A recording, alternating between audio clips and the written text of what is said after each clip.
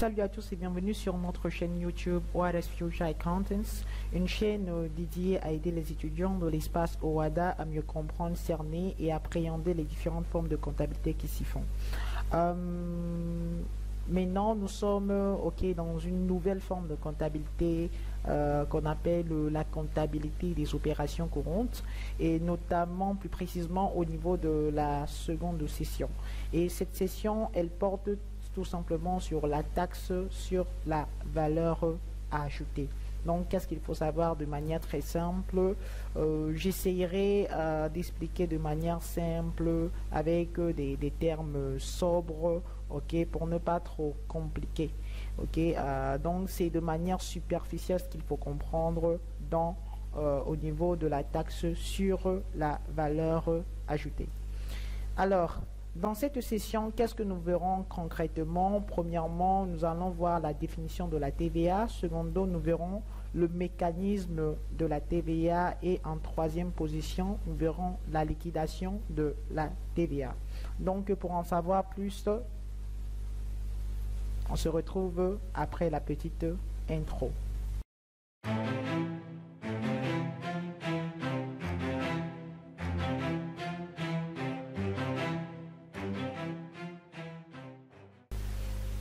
Soyez le bienvenu encore une fois dans cette session où nous allons tout simplement continuer. Donc la première partie qu'on va voir, c'est la définition de la TVA.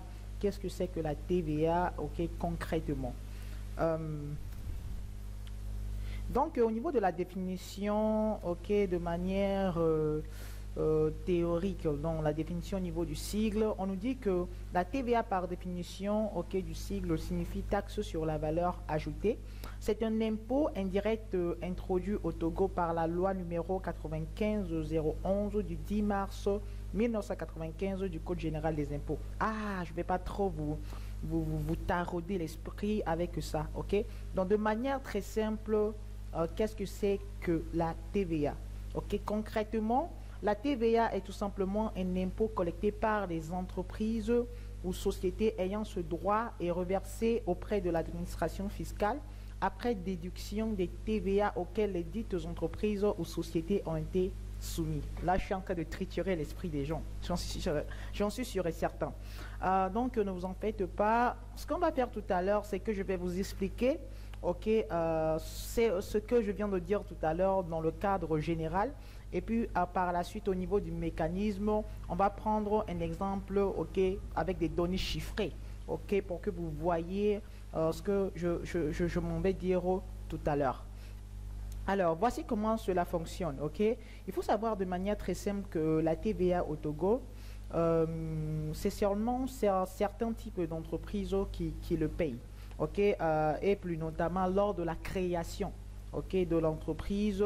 Lors de la création de l'entreprise, il y a en fait deux régimes. Donc actuellement que je suis en train de parler, il y a deux régimes. Et lorsque vous choisissez un régime qu'on appelle le régime du réel avec TVA et que vous opérez dans un certain type de secteur, vous devez aussi payer ce qu'on appelle la TVA, parce qu'il y a aussi des exemptions. Donc pour plus de détails et de précision, allez au niveau de la fiscalité et vous y comprendrez beaucoup de choses.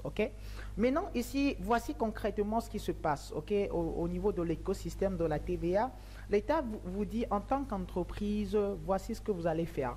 Lorsque vous allez vendre des marchandises, au lieu de collecter chez les clients, donc de prendre le montant équivalent à la vente que vous avez effectuée au client, vous n'allez pas seulement prendre ce montant, mais vous allez aussi y ajouter son montant à lui.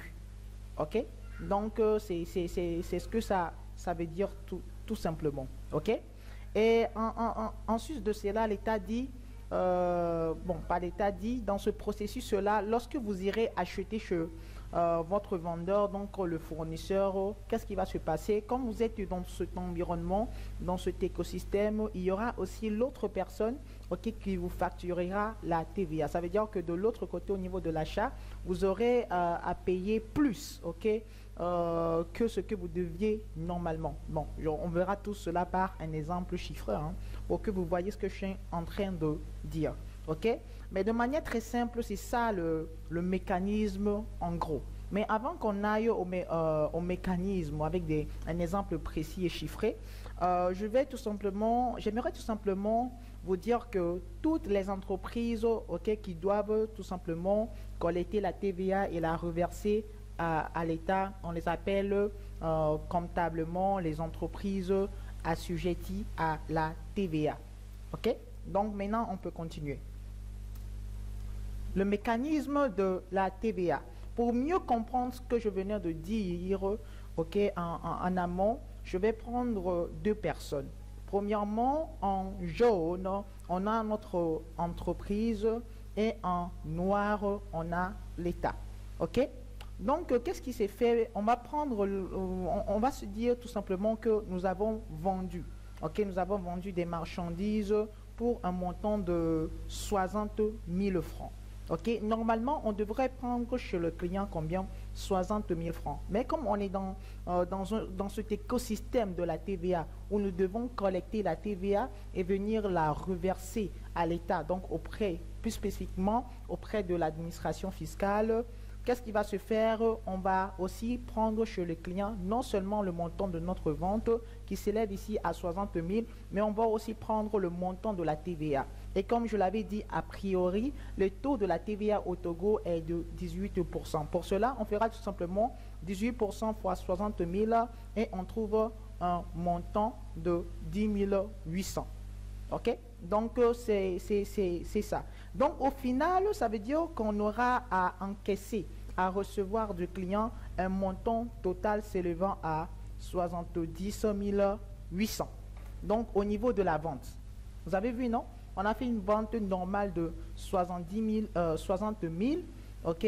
Mais on a reçu chez le client 70 800. Dans ces 70 800, on a 60 000 qui correspond, OK, au montant de la vente de nos articles normalement et les 10 800 qui sont pour l'État au niveau de la vente. Maintenant, ensuite, on va prendre le cas de l'achat. On va supposer maintenant que nous sommes partis acheter, OK, chez un vendeur, donc chez un fournisseur, à un montant de, disons, 50 000. OK? Lorsque nous achetons à 50 000 francs chez le fournisseur, puisque lui aussi, on est dans cet écosystème-là, lui aussi, il va faire quoi? Il va tout simplement aussi me facturer la TVA. OK? Donc, ça veut dire tout simplement que j'aurai aussi à payer une certaine TVA auprès de lui. OK? Donc, au lieu de payer au vendeur 50 000 francs, je n'aurai pas seulement à payer 50 000 francs, mais j'aurai plutôt à payer 50 000 francs plus 18% de 50 000 francs. Déjà, la TVA ici, ça fait combien? Ça fait 9 000. Quand on fait 18% fois 50 000, on trouve 9 000. Donc, ce qui fait qu'à la fin, j'aurai à payer au vendeur 59 000. Donc, vous voyez, dans le premier cas, je ne perdais rien parce que moi, j'encaissais le montant normal, OK, de la vente de mes articles et j'encaissais aussi l'argent de l'État. Mais dans ce cas présent où je suis en train d'acheter, ou bien je viens d'acheter chez mon vendeur, je vois que je paie plus. Parce qu'il y a un 59 000, j'ai décaissé quand même 59 000. Et les 9 000 là, de plus, personne ne me le payera. Et c'est là que le bas blesse. Et c'est à ce niveau tout simplement que l'État intervient pour dire quoi? OK, voici ce qu'on va faire tout simplement. Comme moi, je suis l'État et que je t'ai chargé comme étant mon agent, OK, je t'ai commissionné d'aller tout simplement collecter auprès, OK, des gens, donc qui sont bien sûr, OK, éventuellement, pas éventuellement, mais sûrement mes clients, lorsque je vendrai, et venir me reverser le montant que j'aurai collecté chez eux, OK, je vais tout simplement t'offrir un certain avantage. Et cet avantage, c'est que avant que tu ne viennes me reverser tout ce que tu auras à collecter chez tes clients, OK, il faut tout simplement déduire de cela, donc ouais, diminuer cela de tout ce que toi tu as eu à payer à tes vendeurs. Et là, tu me reverseras le reliquat ou bien la différence si c'est positif. OK? Donc, dans ce cas précis, on savait qu'on avait vendu à combien?